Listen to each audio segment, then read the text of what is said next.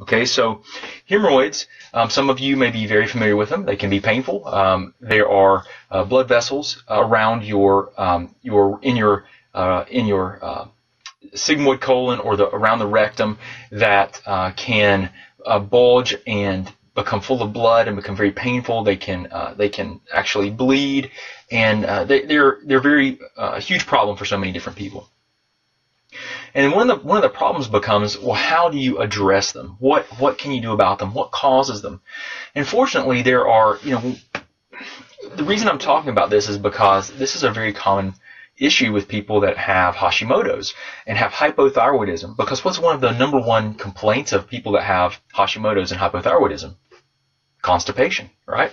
And constipation is something that you do not want because it will promote hemorrhoids, and it's something that we can a lot of times address very, very naturally. Okay, so number one is a very common thing that I see on a regular basis when I look at dietary histories is that people don't consume enough fruits and vegetables, and in particular vegetables. So the recommendation is about 10 servings of fruits and vegetables per day, mainly vegetables, which that's about a half a cup. Okay, so about a half a cup of vegetables, which would be one serving is half a cup. So you need 10 of those, right? So 5 cups per day. A lot of people do not consume that. So for one thing, they don't get enough fiber in their diet. And it needs to be like plant-based is ideal. The next thing is, or I want to say non-starchy vegetables, like green leafy vegetables, things like that.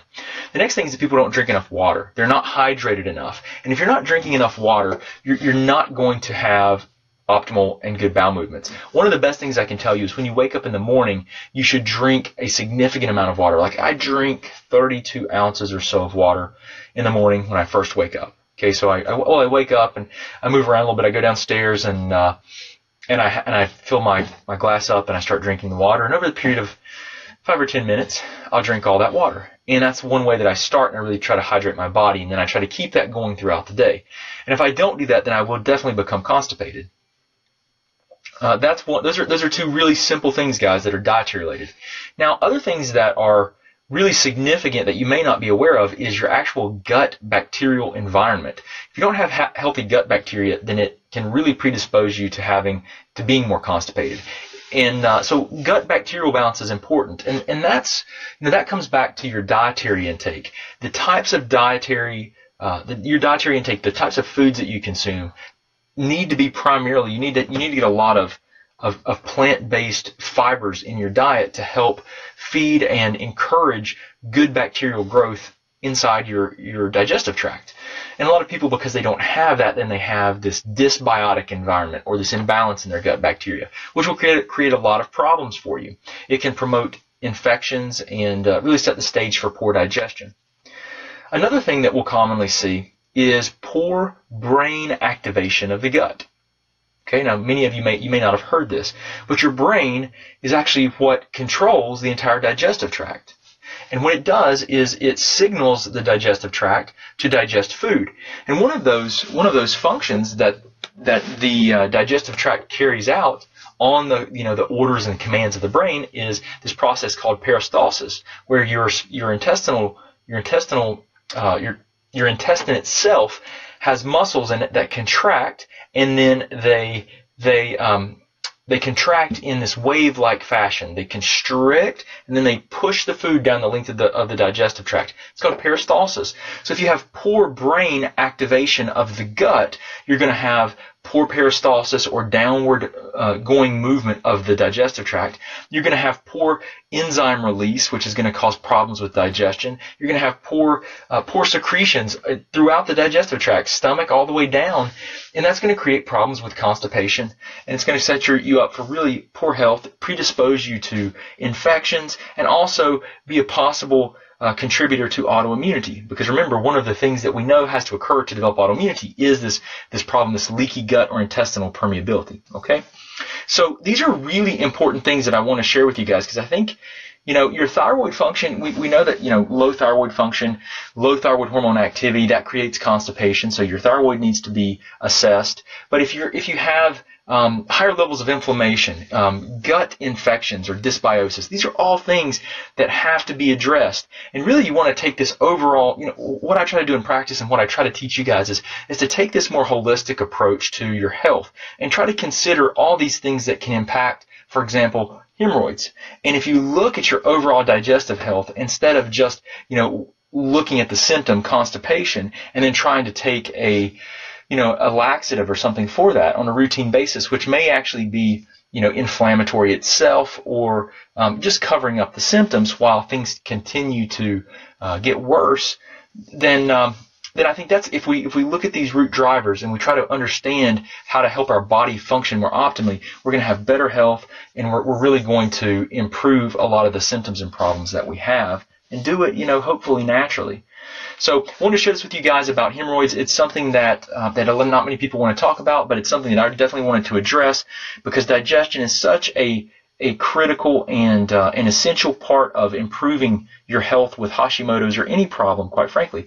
I wanted to make sure that I shared it because I just see it come up, whenever I work with people one-on-one and we're discussing their history, I see it come up and it's very common with constipation, and constipation is very common with us, right? With most of people that have autoimmune thyroid conditions, autoimmunity in general, so I wanted to go over that and make sure that you guys had an idea of some of the ways and some of the things you might want to consider doing, and some strategies.